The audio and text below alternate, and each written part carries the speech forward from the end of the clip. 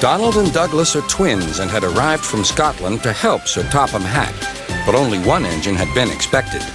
The twins meant well, but did cause confusion. Sir Topham Hatt had given them numbers, Donald 9 and Douglas 10, but he was still planning to send one engine home.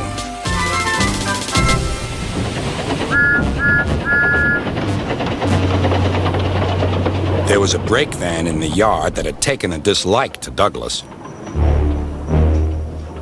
Things always went wrong when he had to take it out. His trains were late and he was blamed. Douglas began to worry. Donald, his twin, was angry. "You're a muckle nuisance," said Donald. "It's to leave you behind I be wanting." "You can't," said the BreakVan. "I'm essential." "Ah, are you?" Donald burst out. "You're nothing but a screeching and a noise when all's said and done. Spite doggy, would you? Take that!"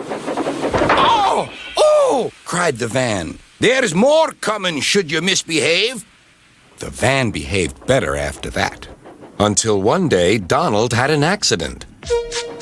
The rails were slippery. He couldn't stop in time.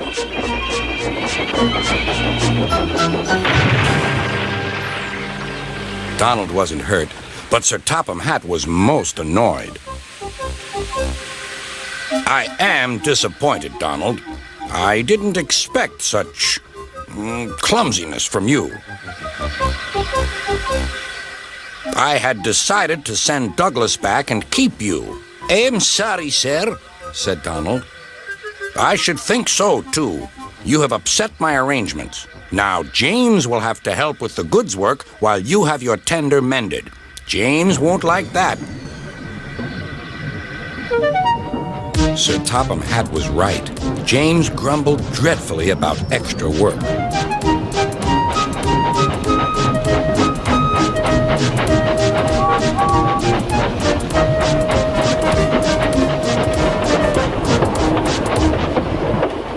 "Anyone would think," said Douglas, "that Donald had had his accident on purpose. I heard tell about an engine and some tar wagons." "Shut up," said James. "It's not funny." He didn't like to be reminded of his own accident. "Well, well, well. Surely, James, it wasn't you. You didn't say." James didn't say. He slouched sulkily away. "James is cross," snickered the spiteful BreakVan. "We'll try to make him crosser still." "Hold back," giggled the freight cars to each other. James did his best, but he was exhausted when they reached Edward's station. Luckily, Douglas was there. "Help me up the hill, please," panted James. "These freight cars are playing tricks." "We'll show them," said Douglas.